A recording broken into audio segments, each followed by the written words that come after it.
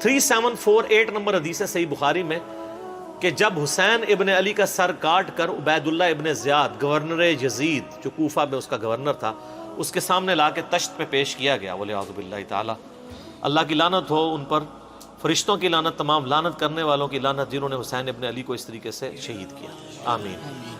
تو وہ چھڑی مار کے ان کے حسن کے بارے میں کوئی کلام کرنے لگا، یہ بخاری میں بھی ہے اور ترمذی میں بھی ہے۔ تو انس ابن مالک وہاں کھڑے ہوئے تھے تو وہ تڑپ اٹھے، تو انہوں نے کہا کہ نبی علیہ السلام کے سب سے زیادہ ہم شکل حسین ابن علی تھے، اور بخاری کے الفاظ ہیں 3748، اس وقت حسین علیہ السلام کی داڑھی اور سر میں وسمے سے رنگا گیا تھا، یعنی کالا خضاب لگا ہوا تھا۔ کالا خضاب لگا سکتے ہیں، اس پہ میرا کلپ بھی ریکارڈڈ موجود ہے،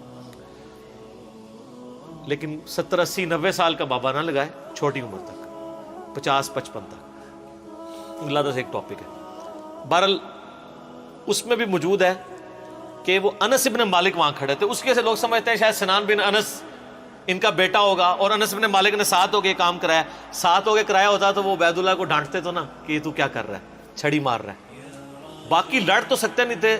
انس بن مالک کی اس وقت عمر 100+ تھی، یا 100+ تو نہیں ہوگی، آلموسٹ آپ سمجھ لیں 60+ تھی، کیونکہ 93 ہجری میں فوت ہوئے ہیں، 110 سال کی عمر میں 70 کے ہوں گے آلموسٹ اس وقت۔ تو بیچارے دل میں ہی اس کو برائی کو برا سمجھ سکتے تھے، جتنا وہ کر سکتے تھے وہ کر دیا، ادروائز تو وہ مروا دیتے تھے۔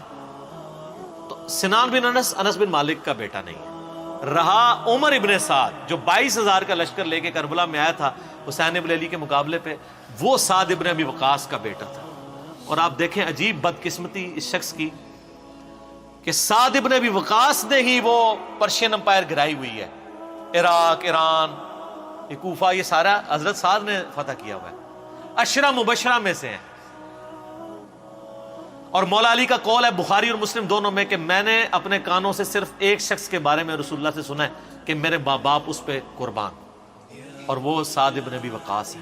ان کا نام ہے سعد ابن مالک، ابی وقاص ان کے باپ مالک کی کنیت تھی، یہ دونوں نام ایک ہی صحابی ہے، سعد ابن ابی وقاص۔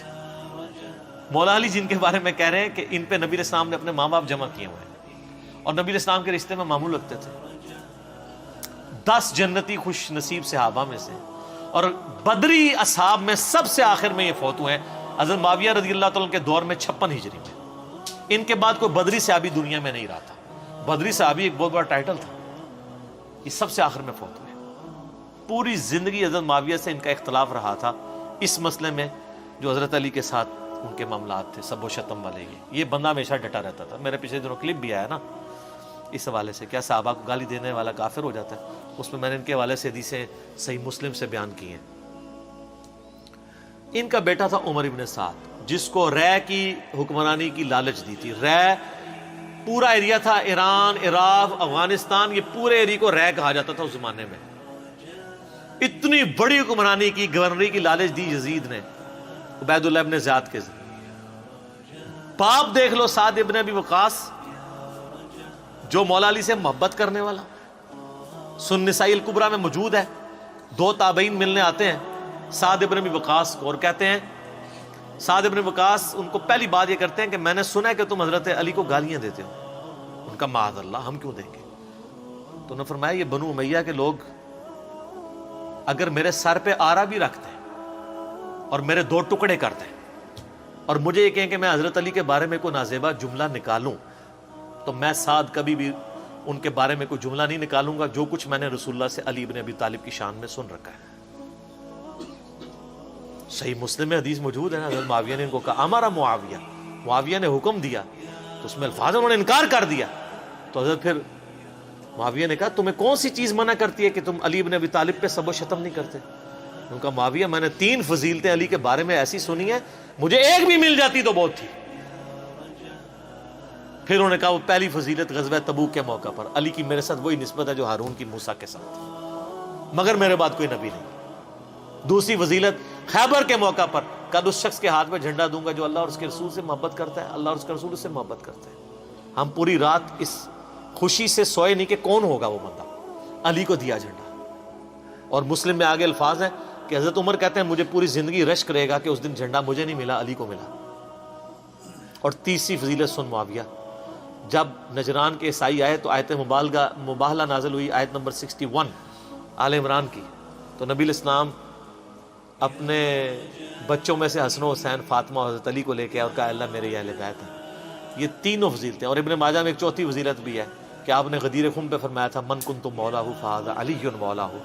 میرے پاس ان میں سے کوئی ایک بھی ہوتا تو بہت، تم مجھے علی کے بارے میں بات کرتے ہو. یہ باب تھا علی کا صحیح شیعہ، علی کی پارٹی کا بندہ، علی کا چاہنے والا، پوری زندگی ڈٹا رہا. اور بیٹا آگے سے کیا نکلا ہے تو کوئی مسئلہ نہیں. حضرت نوح پیغمبر کا بیٹا کافر نکل سکتا ہے. تو حضرت سعد کا کیا مقام ہے حضرت نوح کے مقابلے پہ؟ یہ بیٹا تھا عمر ابن سعد، اور اس کے جو لچھن ہیں وہ شروع سے ہی برے تھے. آپ مسلم شریف اٹھائیں نا، مسلم شریف میں بالکل اینڈ پہ نا آپ کو ایک چیپٹر ملے گا کتاب الزہد، دنیا سے نفرت پیدا کرنے والی حدیث ہے. اس میں انٹرنیشنل نمبر کے مطابق ایک حدیث ہے، یہ میں چونکہ مجھے یاد اس لیے میں نے کافی لوگوں کو بتائی ہے، 7432 صحیح مسلم میں. ابھی یہ کربلا ہوئی نہیں ہے، کچھ بھی نہیں ہوا. حضرت سعد ابن وقاص بھی زندہ ہے. تو سعد ابن ابی وقاص اپنے کھیتوں میں ہل چلا رہے ہوتے ہیں یا وہ بیج والا کام کر رہے ہوتے ہیں، تو ان کے ساتھی کہتے ہیں اتنے میں ان کا بیٹا سامنے سے آتا ہے. تو حضرت سعد جب اپنے بیٹے کو دیکھتے ہیں عمر ابن سعد کو، تو کہتے ہیں اے اللہ اس سوار کے شر سے میں تیری پناہ میں آتا ہوں. حضرت سعد کو پتا تھا اس بچے نے کیا کام ڈالنے ہیں. وہ اپنی زندگی میں اسی بیٹے کے شر سے اللہ کی پناہ مانگا کرتے تھے. کہتے ہیں جب وہ قریب آیا تو آتے اس نے کہا ابا جی لوگوں نے تو حکومت بانٹ دی، کوئی گورنر بن گیا، کوئی بن گیا، تسی ایتھے بیٹھے جناب حلوائی پہ کر دیو. ہائے ہائے ہائے. تو حضرت سعد ابن وقاص نے اس کے عمر ابن سعد کے نا سینے پہ نا گھونسا مارا اور کہا کہ اللہ تعالیٰ کو پرہیزگار بندہ پسند ہے جو گمنامی کی زندگی میں مر جائے، جسے کوئی جانتا نہ ہو. تو یعنی وہ انہوں نے ایک گوشہ نشینی کی زندگی اختیار کر لی تھی. تو ان کو پہلے ہی لیکن اس نے اپنے باپ کی نصیحت نہیں پکڑی. یہ پھر یزید کی لالچ میں آ گیا، اور پھر آپ دیکھ لیں جو کچھ اس نے آج تک لوگ لانتے بھیج رہے ہیں. باپ کو لوگ رضی اللہ عنہ کہہ رہے ہیں. آپ شیعہ سے پوچھ لیں سعد ابن وقاص کی کتنی وہ عزت کرتے ہیں.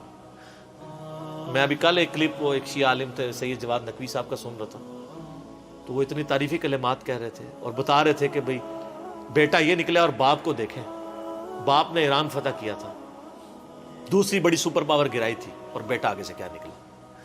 اچھا آپ دیکھ لیں کہ دین ایفرٹ کا نام ہے. یہ نہیں ہے کہ یہ وراثت میں ٹرانسفر ہو.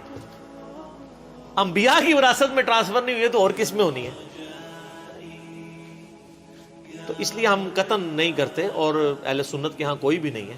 مفتی منیب صاحب نے اگلے دنوں ایک مس ہینڈل کیا تھا معاملہ، تو پھر بعد میں پورا پرچہ پڑھ کے سنایا انہوں نے. اس پرچے میں تو آلموسٹ انہوں نے یزید کو کافر ہی کہہ دیا ہے، اور پہلے کہہ رہے تھے کہ جی وہ یہ پتہ نہیں کیا، مطلب یہ لوگ ان کے مفادات ہوتے ہیں اپنے. بہرحال جب ان کے سر پہ پڑتی ہے پھر یہ صحیح بات کہتے ہیں، جب سر پہ نہیں پڑتی پھر اور باتیں کرتے ہیں فیم حاصل کرنے کے لیے. الٹا بدنامی ہوتی ہے. ٹھیک ہو گئی.